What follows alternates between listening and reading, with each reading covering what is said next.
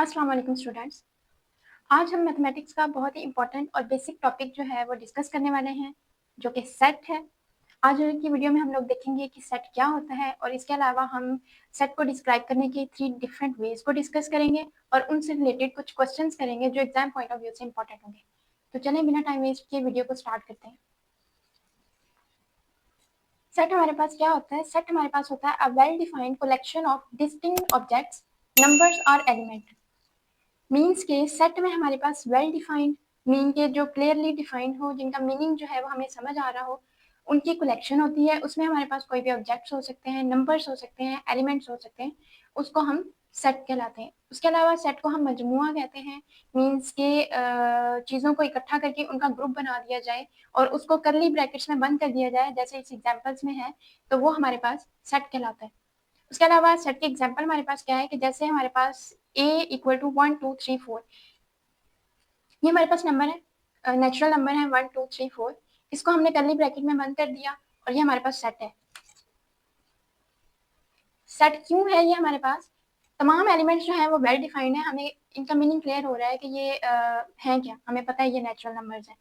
उसके अलावा distinct objects हैं, मीन्स के हर नंबर जो है वो डिफरेंट है और यूनिक है, तो इसीलिए हम इसको सेट कहेंगे। और उसके अलावा सेट को जो आमतौर पर रिप्रेजेंट किया जाता है वो कैपिटल लेटर से किया जाता है, जैसे A B C X Y Z. और उसके अंदर जो एलिमेंट्स होते हैं, जैसे हम स्मॉल नंबर्स ले लें, जैसे मैं यहाँ पे एक सेट एक्स ले रही हूँ और उसमें मैं लिख रही हूँ small A B C D, तो ये हमारे पास एलिमेंट्स कहलाएंगे। और ये हमारे पास कैपिटल लेटर जो होता है वो सेट को रिप्रेजेंट करने के लिए यूज होता है।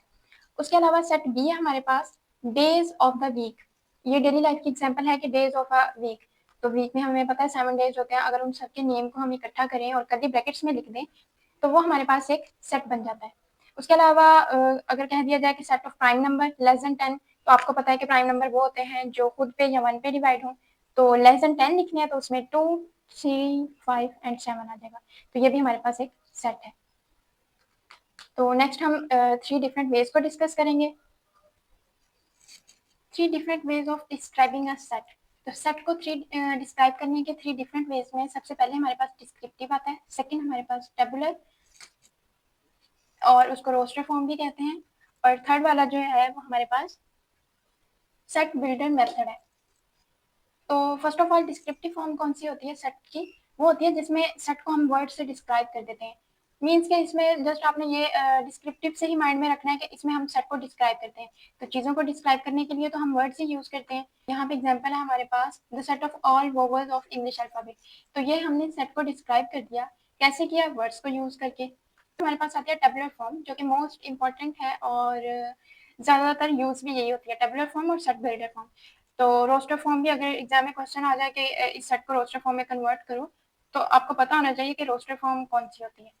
Describe by listing it's element in brackets, मतलब कि जब हम किसी सेट के एलिमेंट्स को ब्रैकेट में लिखते हैं तो वो हमारे पास टेबुलर फॉर्म कहलाती है।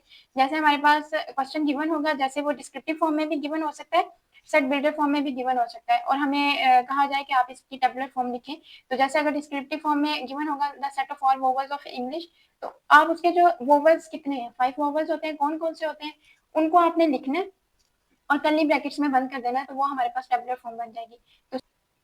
तो सेट बिल्डर मेथड क्या होता है कि a set in which it's element is described by common rule और प्रॉपर्टी, या फिर बाय यूजिंग सिंबल और लेटर्स। मतलब ये कि सेट बिल्डर मेथड में हम लोग सैम्बल्स को, लेटर्स को या फिर किसी प्रॉपर्टी को यूज करके हम अपने सेट को डिस्क्राइब करते हैं। जैसे कि यहाँ पे एग्जांपल देखें, एग्जांपल वही है vowels of the English alphabet. तो यहाँ पे एक्स सच दैट एक्स, ये जो होता है इतना पार्ट, इसको ऐसे पढ़ते हैं, x such that x is a vowel of English alphabet. तो सेट बिल्डर मेथड में हम ऐसे अपने सेट को डिस्क्राइब करते हैं। अब हम लोग जो है वो कुछ सेट को डिस्कस कर लेते हैं उनके नेम के साथ, और साथ में देख लेते हैं कि उनमें कौन कौन से एलिमेंट्स आते हैं। या आपने प्रीवियस क्लास में डिस्कस किया होगा। यहाँ पे हम जस्ट इनकी क्विक रिवीजन करेंगे ताकि आगे आपको क्वेश्चंस में मुश्किल ना हो। तो सबसे पहले हमारे पास आता है सेट ऑफ नेचुरल नंबर, इसको हम एन से रिप्रेजेंट करते हैं और इसमें हमारे पास 1 2 3 एंड सो ऑन नंबर्स आते हैं। इसको आप ऐसे भी याद रख सकते हैं कि जैसे नेचर में हमें पता है काउंटिंग 1 2 3 से स्टार्ट होती है, तो नेचुरल नंबर भी उसी के हवाले से हैं, तो ये भी 1 2 3 से स्टार्ट होंगे। उसके बाद हमारे पास होल नंबर आता है। नेचुरल नंबर में जब हम 0 ऐड कर देंगे तो वो हमारे पास होल नंबर आ जाता है। इसको याद रखने का तरीका ये है कि आप समझ लें कि 0 जो है वो खुद भी एक होल नंबर है, एक पूरा नंबर है, तो जब वो नेचुरल में ऐड होगा तो वो सेट हमारे पास होल नंबर कहलाएगा। फिर उसके बाद हमारे पास सेट ऑफ इंटीजर्स आ जाता है।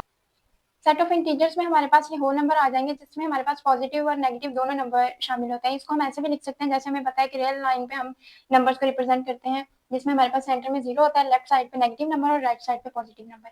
तो इसको हम ऐसे भी लिख सकते हैं। तो ये सेट ऑफ इंटीजर हो गया जिसमें पॉजिटिव नेगेटिव नंबर दोनों होते हैं। फिर सेट ऑफ ऑड नंबर वो नंबर जो 2 पे डिवाइड नहीं होते, इनको ओ से रिप्रेजेंट करते हैं। ई से सेट ऑफ इवन नंबर जो 2 पे डिवाइड होते हैं। पी से प्राइम नंबर वो होते हैं जो खुद पे डिवाइड होते हैं, या फिर जो खुद पे डिवाइड होते हैं या फिर 1 पे डिवाइड होते हैं, तो वो प्राइम नंबर्स होते हैं जिसमें 2 3 5 7 11 नंबर आते हैं। सेट ऑफ रैशनल नंबर हमारे पास फ्रैक्शन फॉर्म में होते हैं जो कि p बाई क्यू की फॉर्म में होते हैं, और p और q यहाँ पे हमारे पास z होता है। बिलोंग टू z का मतलब होता है बिलोंग टू इंटीजर, मीन्स के वो पॉजिटिव नंबर भी हो सकते हैं, नेगेटिव भी हो सकते हैं। और q जो है वो नॉट इक्वल टू 0 होता है यहाँ पे। अगर हम आपको पता है कि किसी भी नंबर को 0 पे डिवाइड कर दें तो वो अनडिफाइंड होता है, तो इसीलिए ये मस्ट यहाँ पे कंडीशन है कि q नॉट इक्वल टू 0 होना चाहिए, किसी भी नंबर के नीचे 0 नहीं आना चाहिए। यहाँ पे हम एग्जांपल देख लेते हैं कि जैसे मेरे पास एक सेट है 2 बाय 9 और -6 बाय 7 और 6 और यहाँ पे 0। ये मैंने कोई भी 4 नंबर्स का एक सेट बना लिया rational number. 2 by 9 fraction form में, -6 बाय 7 फ्रैक्शन फॉर्म में रियल नंबर हो गया। अब आप कहेंगे कि 6 जो है ये तो फ्रैक्शन फॉर्म में नहीं है, तो ये रैशनल नंबर कैसे होगा?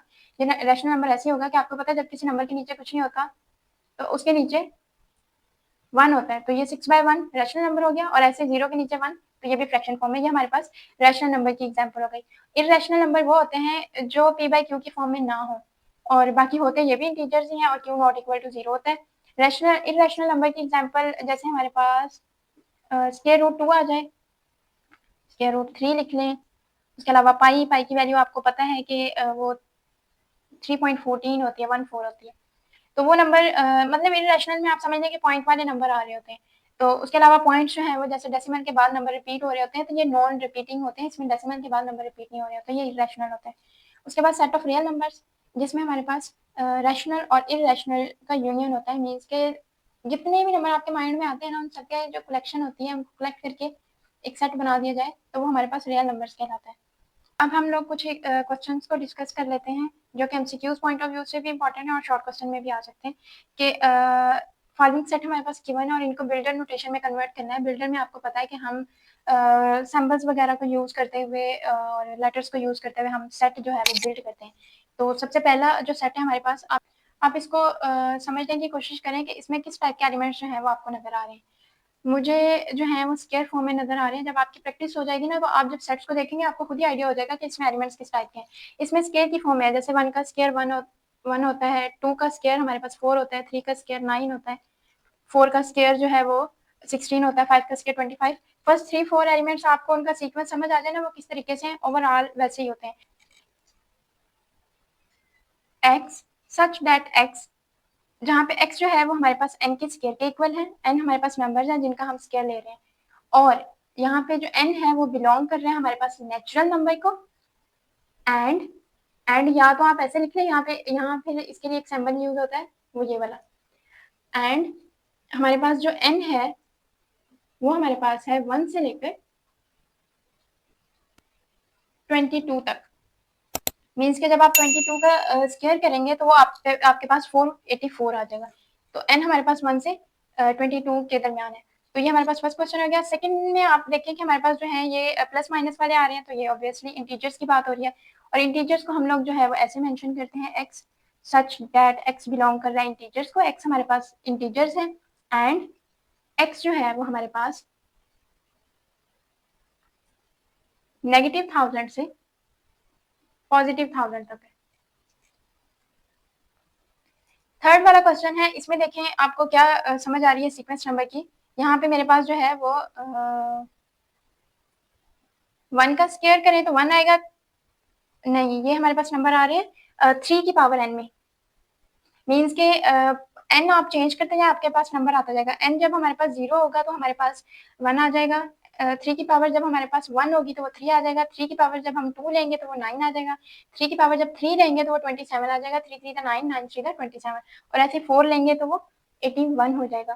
तो यहाँ पे हम इन नंबर्स को कैसे मेंशन कर सकते हैं, x such that x equal है 3 की पावर n, और यहाँ पे जो हमारे पास n है वो बिलोंग कर रहा है होल नंबर को, क्योंकि हमने 0 से स्टार्ट किया। थर्ड क्वेश्चन हमारे पास जो है वो तो सिंपल 5 का टेबल आपको लग रहा है, देखें। इसमें हम इसको कैसे लिखेंगे कि अगर हम 5 की पावर n ले लें, n चेंज करते जाएं, 1 रखेंगे तो 5 आ जाएगा, 2 रखेंगे तो 5 2 10, 3 रखेंगे तो 5 3 15।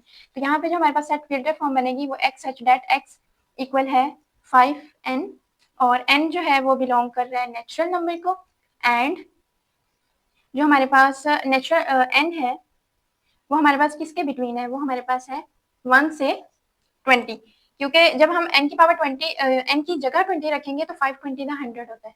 तो ये हमारे पास सेट बिल्डर नोटेशन आ गई। ये आपने बस समझनी है, बाकी आपसे खुद ही क्वेश्चन सॉल्व हो जाएंगे, एक बार आपको सारे कॉन्सेप्ट क्लियर हो गए। नेक्स्ट हमारे पास क्वेश्चन आ सकते हैं टेबुलर फॉर्म में। उसमें हमारे पास जो है देखिए tabular form builder form given है और हमने टेबुलर फॉर्म में इसको कन्वर्ट करना है। तो सबसे पहले हमारे पास गिवन है कि 2 की पावर n गिवन है और n हमारे पास जो है वो लेस देन 8 है, मीन्स के 7 तक नंबर लेंगे। तो नेचुरल नंबर 1 से स्टार्ट होते हैं, तो 2 की पावर जब 1 होगी हमारे पास, तो हमारे पास 2 की पावर जब 1 होगी तो हमारे पास 2 आ जाएगा। 2 की पावर जब 2 होगी तो हमारे पास 4 आ जाएगा। 2 की पावर जब 3 होगी तो वो 8 आ जाएगा। एंड ऐसे ही हमारे पास पावर चेंज करेंगे, 2 की पावर 4 तक 16, 5 तक 32 और 6 तक 64 एंड 7 तक 128। ऐसे ही हमारे पास नेक्स्ट क्वेश्चन देखें कि x such that x is the divisor of 128। तो यहाँ पे जो हमारे पास सेट बनेगा डिवाइजर ऑफ 128, वो नंबर हमने लेने हैं जो 128 को डिवाइड करे। सबसे पहले तो 1 डिवाइड करता है, इसको 2 भी डिवाइड करता है, 3 नहीं करता, 3 नहीं करता। उसके बाद हमारे पास 4 भी करता है, 8 भी करता है, 16, 32, 64 और 128 खुद भी इसको डिवाइड करता है। फिर हमारे पास नंबर आ जाते हैं कि x बिलोंग कर रहा है इंटीजर को एंड 3x + 1 = 0। तो यहाँ पे इस इक्वेशन को पहले हम सॉल्व कर लें, रफ में आपने ये काम करना है। तो 3x है, जब x की हमने वैल्यू निकालनी होती है तो जो उसके साथ नंबर होते हैं वो दूसरी तरफ, तो यहाँ पे 1 पॉजिटिव है, दूसरी तरफ जाके वो -1 हो जाएगा। x की वैल्यू चाहिए तो बोथ साइड 3 पे डिवाइड करेंगे, तो इधर कैंसिल होके हमारे पास x = -1/3 आ गया। तो -1/3 क्या ये बिलोंग करता है इंटीजर को? नहीं बिलोंग करता, क्योंकि इंटीजर में हमारे पास नंबर फ्रैक्शन फॉर्म में नहीं होते। तो हमारे पास जो इस सेट का आंसर आएगा वो हमारे पास एम्प्टी सेट आएगा। 5 से भी डिनोट करते हैं खाली सेट। तो आज के लेक्चर में हमने सेट को डिस्कस किया और उसके बाद जो है हमने 3 डिफरेंट वेज को डिस्कस किया, जिसमें हमने डिस्क्रिप्टिव, टेबुलर और सेट बिल्डर फॉर्म को देखा कि सेट को कैसे लिखते हैं। उसके बाद हमने कुछ सेट की रिवीजन की, जनरल सेट्स की, और फिर हमने कुछ क्वेश्चंस को सॉल्व किया। तो उम्मीद करती हूँ कि आपको आज का लेक्चर जो है वो समझ आ गया होगा। कहीं पे भी कोई भी डाउट है तो आप कमेंट सेक्शन में मुझसे पूछ सकते हैं, या फिर वीडियो को दोबारा देखें। और मज़ीद इन्फॉर्मेटिव वीडियो के लिए मेरे चैनल स्नैपिफाई ED को सब्सक्राइब करें। Thank you.